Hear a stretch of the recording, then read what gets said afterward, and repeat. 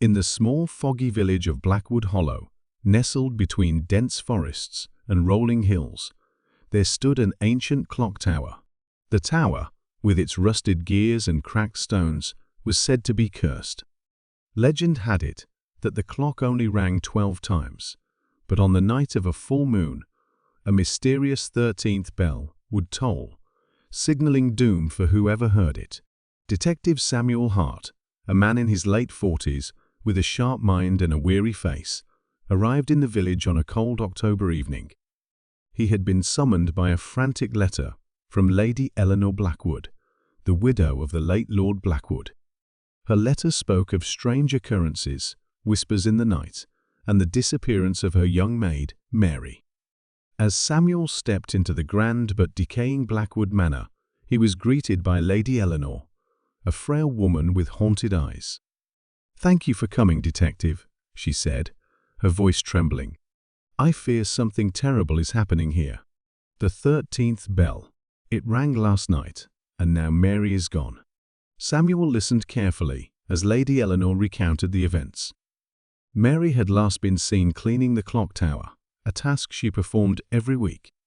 When she didn't return by nightfall, the household staff searched for her, but there was no sign of her.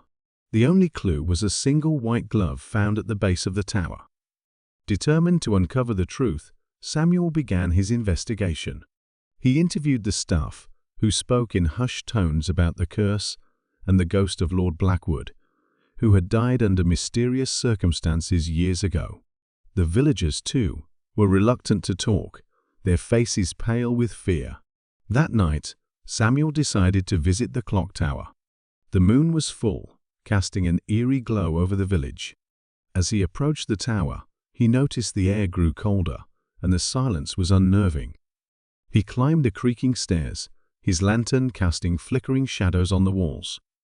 At the top, he found the clock mechanism covered in dust and cobwebs. But something caught his eye: a small, hidden compartment beneath the gears. Inside, he discovered a journal belonging to Lord Blackwood. The entries spoke of a hidden treasure buried beneath the manor, a treasure he had sworn to protect. The final entry was dated the night of his death. "They are coming for it. I must silence the bell." As Samuel read the last words, the clock suddenly came to life. The gears groaned, and the bells began to ring. 1, 2, 3. Samuel counted each toll, his heart pounding. When the 12th bell rang, he braced himself. But instead of silence, a deep, resonant 13th bell echoed through the night.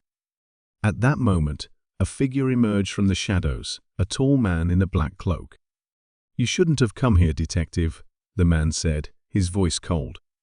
It was Mr. Grayson, the Blackwood family lawyer, who had been overseeing the estate since Lord Blackwood's death. Samuel quickly pieced together the truth. Grayson had discovered the treasure and killed Lord Blackwood to keep it for himself. Mary had stumbled upon his secret, and he had silenced her too. The 13th bell was a ruse, a way to scare people away from the tower while he searched for the treasure. In a tense confrontation, Samuel outwitted Grayson, using the journal as evidence of his crimes. The villagers, no longer bound by fear, rallied to help the detective. Grayson was arrested, and Mary was found alive, locked in a hidden cellar beneath the manor. As dawn broke over Blackwood Hollow, the curse of the 13th bell was finally broken. Samuel Hart left the village with a sense of satisfaction, knowing he had uncovered the truth and brought justice to those who had been wronged. And though the clock tower still stood, its bells now rang only 12 times, a reminder that even the darkest mysteries can be solved with courage.